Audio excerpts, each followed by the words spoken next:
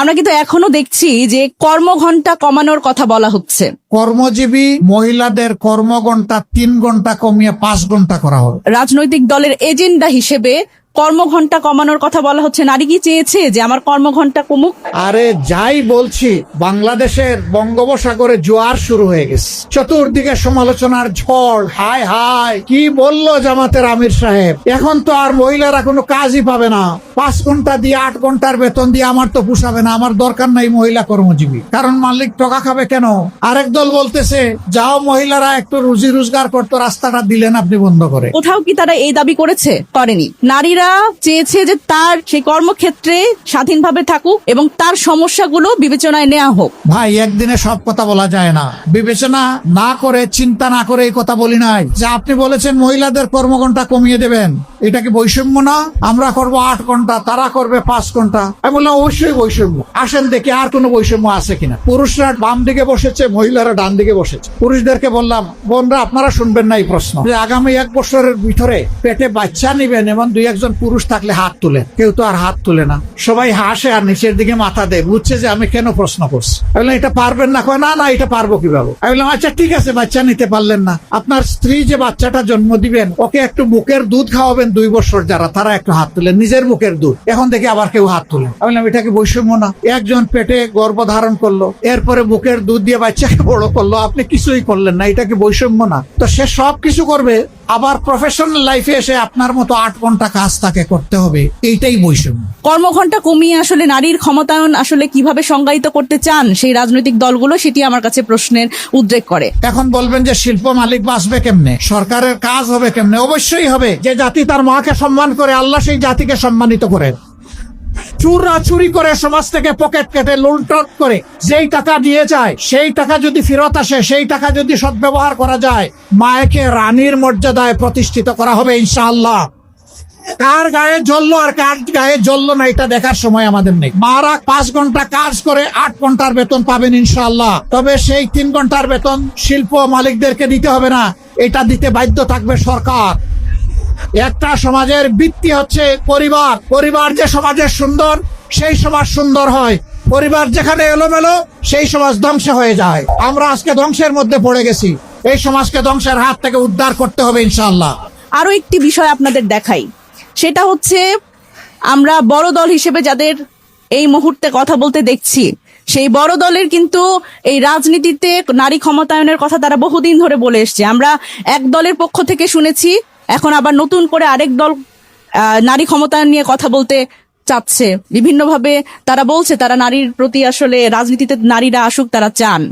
কিন্তু আমরা দেখছি যে যেই মনোনয়ন দেয়া হলো, 272টি আসন বিএনপির পক্ষ থেকে যে মনোনয়ন দেয়া হলো, সেখানে কতজন নারী আছে আমরা কি খেয়াল করেছি? 11 জন, এবং সেটি হচ্ছে বেগম খালেদা জিয়া সহ। সুতরাং সেই জায়গা থেকে নারীদের আসলে এই রাজনীতি বলেন বা যে কোনো আসলে একটু চ্যালেঞ্জিং পেশায় তাদের আসার ক্ষেত্রে দেখেন নানান ধরনের প্রতিবন্ধকতা আছে। নারীদের পারিবারিকভাবে প্রতিবন্ধকতার সম্মুখীন হতে হয়, সামাজিকভাবে প্রতিবন্ধকতার সম্মুখীন হতে হয়। কিন্তু সেই জায়গা থেকে আমরা যখন আসলে যেই সময়ে দাঁড়িয়ে কথা বলছি, যেই আত্মমর্যাদার একটা লড়াই, গণ অভ্যুত্থান কখন হয়? যখন আসলে মানুষের আত্মমর্যাদার লড়াই চলে আসে, যখন মর্যাদাতে আঘাত লাগে। রাজাকার বলাটা কিন্তু আমি যেভাবে ভাবি সেটা হচ্ছে রাজাকার বলাতে মানে নারীরা কিন্তু আত্মমর্যাদা সম্পন্ন মানুষ, তাদের কিন্তু আত্মমর্যাদা একটু বেশি। আপনি দেখবেন যে সেদিন যে হলগুলো থেকে বের হয়ে এসছে নারীরা, সেটা আত্মমর্যাদাতে আঘাত লাগার ফলে। সুতরাং সেই জায়গা থেকে এই নারী একটা ন্যায়সঙ্গত যে রাষ্ট্র আমরা চাই, যে নাগরিক অধিকার আমরা চাই, সেখানে নারীদের পিছিয়ে রাখার কোনো সুযোগ নাই। সুতরাং সেই জায়গা থেকে বর্তমানে আমরা যেই ধরনের কথাবার্তা শুনছি, সাইবার বুলিং থেকে শুরু করে, আমি যদি বলি রাজনৈতিক দলগুলোও কিন্তু আসলে আন্তরিক না এই নারীদের সামনের দিকে এগিয়ে আনার ক্ষেত্রে। আমরা নানান ধরনের প্রোগ্রাম করি, আমরা অভ্যুত্থানের পরে প্রোগ্রাম করেছি নারীরা কোথায় গেল, অভ্যুত্থানের নারীরা কোথায় গেল, আন্দোলনের নারীরা কোথায় গেল, কিন্তু নারীরা কোথায় গেল আমরা খুঁজেছি, কিন্তু আমরা পেছনের কারণগুলো খেয়াল করিনি, কারণ আমরাই সেই স্পেসটা রাখিনি। আমি যখন একটি টক শোতে কথা বলি, যখন মিডিয়ায় কোনো বক্তব্য দেই, আমার মিডিয়ার মানে এই বাইটের নিচের যে কমেন্টগুলো, সেগুলো আমি পড়তে যাই না কখনো, কারণ এটি আমাকে ট্রমাটাইজ করে ফেলে। এবং সেই জায়গা থেকে সেই রাজনৈতিক দলগুলোর নেতারা বা কর্মীরা এই ধরনের বক্তব্য দেয়, এই ধরনের মন্তব্য করে, সেখানে কি আসলে তাদের দল থেকে কি এই ধরনের কোনো প্রশিক্ষণ আসলে বা কাউন্সিলের কোনো সুযোগ আছে কিনা যে আসলে কিভাবে নারীকে সম্মান করতে হয়? এটি তো আসলে পারিবারিক, সামাজিক এবং সব ধরনের জায়গা থেকেই আসা উচিত।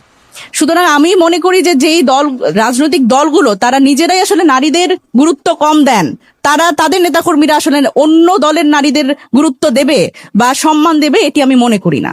সুতরাং সেই জায়গা থেকে আমি যেটা মনে করি সেটা হচ্ছে যে বর্তমানে নারীদের যখন আমরা নারীদের ব্যাপারে যখন কথা বলবো, নারী অধিকার নিয়ে কথা বলবো, নারীদের যখন সামনে আনার ক্ষেত্রে কথা বলবো, আমি মনে করি দলমত নির্বিশেষে সকল সকল যে কোনো রাজনৈতিক দল হতে পারে, সামাজিক সংগঠন হতে পারে, তাদের এক ধরনের ঐক্যবদ্ধতা দরকার আমাদের নারীদের মধ্যে, এবং যাতে আমরা সমস্যারে কথা বলতে পারি। এবং এই জায়গাতে আমি মনে করি যে নিরাপত্তার এক বিষয়টা অনেক খুব গুরুত্বপূর্ণ, যে নিরাপত্তা প্রদানের ক্ষেত্রে আমরা যাতে সেই জায়গা থেকে আইনি সুরক্ষা এবং আমি যদি বলি যে রাজনৈতিক এবং সামাজিক ক্ষেত্রে নিরাপত্তা, সেটিও আসলে সামনে আনা দরকার এবং আমাদের আলাপে এই কথাগুলো প্রাসঙ্গিক থাকা দরকার। সুতরাং এই জায়গা থেকে যদি বলি যে বেগম রোকেয়া আজকে প্রাসঙ্গিক এবং ভবিষ্যতেও প্রাসঙ্গিক থাকবে যতদিন আসলে আমাদের এই লড়াইটি চলবে। আমাদের লড়াইটি তো শেষ হয়নি। এবং এই আমি যদি বলি যে এই সম্মানটা, নারীকে কিভাবে সম্মান দিতে হয়, নারীদের আসলে কিভাবে সামনে এগিয়ে আনতে হয়, সেক্ষেত্রে অবশ্যই আমাদের যারা পুরুষ সহযোদ্ধারা আছে তাদের একটা বড় অবদান আছে। এই অবদান আমি যদি বলি যে কখনো আমরা যখন আন্দোলন সংগ্রাম করেছি বা রাজনীতিতে, কখনো আমি নিজেকে মনে করিনি যে আমি এখানে নারী বা আরেকজন পুরুষ। সুতরাং আমরা যে সহনাগরিক, এই সহনাগরিকের যে আইডিয়াটা, সেটি আসলে সামনে আনা দরকার এবং সবাই নিজেদের অধিকার নিয়ে ন্যায়সঙ্গত যে রাষ্ট্রের কথা আমরা বলছি, সেই রাষ্ট্রে তারা নিজের সম্মানে, নিজের মর্যাদায় অধিষ্ঠিত হোক, এটি আমার প্রত্যাশা। এবং এর জন্য আমাদের সবার একটা সমন্বিত আমি যদি বলি সহযোগিতা লাগবে এবং সমন্বিত একটা উদ্যোগের মাধ্যমে আমরা ভবিষ্যতের দিকে যেতে চাই এবং এই সুন্দর একটা রাষ্ট্র, যে বেগম রোকেয়ার যে স্বপ্ন, আমাদের স্বপ্ন, সেই রাষ্ট্রটি আমরা পাবো বলে আমি আশা করি।